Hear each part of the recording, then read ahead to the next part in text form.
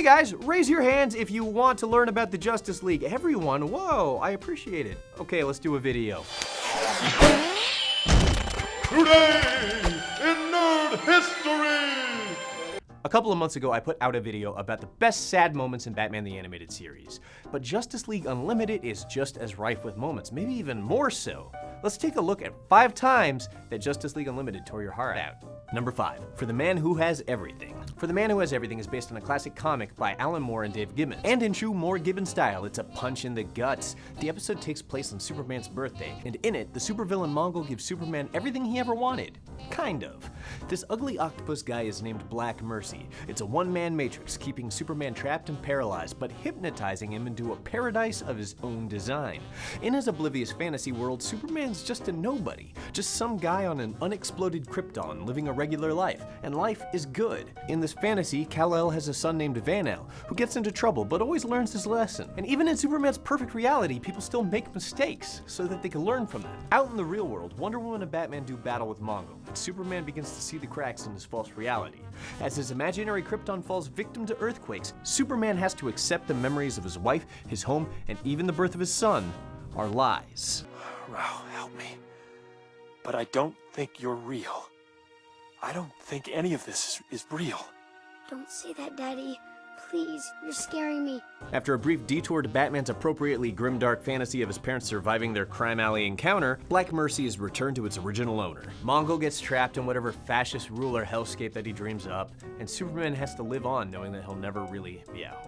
Number 4, The Heartbreaking Tale of Solomon Grundy. Doomed to die again and again and be reborn again and again with slightly different personalities, Solomon Grundy might be DC's most sympathetic villain. In the episode The Terror Beyond, Grundy is revealed to have once been a petty thug who was stricken with a curse that separated his soul and his body. Later, the JLA is confronted by a kind of Cthulhu-inspired cosmic monster, and Grundy helps out by ripping out one of its claws and stabbing it repeatedly in the heart.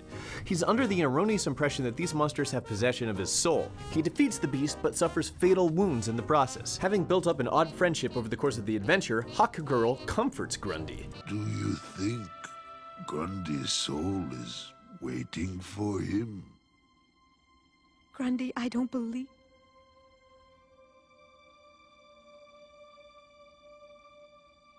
Yes, it's waiting for you. Then Grundy gets his reward. Hawkgirl is historically an atheist in the cartoons, and though she initially finds it difficult, she's able to lie to Grundy in order to give him just a glimmer of happiness after just decades of anguish. Number 3, The Flash shows compassion for a villain. In the DC universe, the Flash is respected not just for being fast, but for being amiable and affable and just in general a pretty good guy. In the episode Flash and Substance, we get to see this firsthand. When Orion is about to beat up the Trickster to get some information, Flash puts a stop to it. Insisting that he deal with one of his own rogues in his own way, Flash sits down next to Trickster. No violence, no intimidation, no tricks. He's just there to talk. Flash knows that these deranged villains are just that, deranged. They don't need to be punched in the face repeatedly and put in Arkham to rot. They need help. Here, the Trickster has relapsed without even knowing it, likely the result of ditching his medication. So Flash strikes a bargain with his would-be foe. If Trickster turns himself in, Flash will visit him in the hospital and play games with him. Got me again, Flash!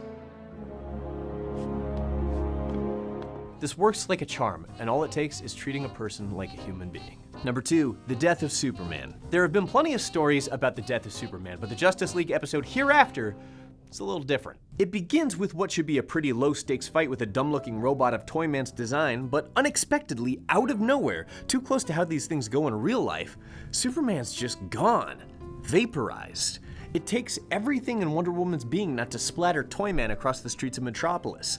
The League holds a funeral for their fallen friend, but Batman, in the full grip of denial, refuses to believe that Superman is dead. He studies video footage, he searches for clues, or anything that would tell him that Superman isn't dead. It's only later that Batman visits Superman's massive monument. His thoughts finally begin to form something that sounds like a eulogy, even though he still has his doubts. And he's right, of course. Superman didn't die. He was instead flung into the far and distant future. Superman makes an unlikely pairing with Vandal Savage, repairs a time machine, and eventually returns to his own time. Everyone is ecstatic for Superman's return, all except for Batman, who is in denial about being in denial. You're not wrong, Batman. you're just an asshole. Number 1, Epilogue. The episode Epilogue is a flash-forward story about an older Bruce Wayne, and it actually acts as more of a finisher for Batman the Animated Series than it does for Justice League. The episode centers around Ace, a young girl gifted with immense psychic powers. She's losing control of these powers at an uncontrollable rate, likely due to the experiments that were done on her as a child. With her powers out of control, she has only hours left to live. Amanda Waller, the kind of corporate Nick Fury of the DC universe, fears that possibly a psychic explosion upon Ace's death may level the city. She sends Batman into Ace's hallucinatory labyrinth with one goal: to use a device to end Ace's suffering, thus saving the city. And there's no bones about it. To use the device, Batman would be killing Ace. Even if she was gonna die anyway, even if this was to save the lives of countless others, this would still be the murder of a child. When Batman finds Ace, she's swinging on a playset. Upset, she recounts her troubled childhood. She's confused, afraid, and feels like she's the only person left in the entire world. And if there's anyone who knows what that feels like, it's Batman. I'm dying very soon. Yes. I'm sorry. Could you stay with me? I'm scared. Ace is gonna die soon, and all Batman can do is be there for her. And in the end, there's no psychic explosion, there's no decimated city, there's just a man cradling a dead girl in his arms.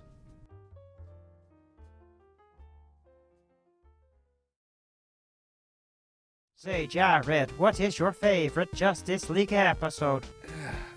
I don't know. 19. Shit. Ugh.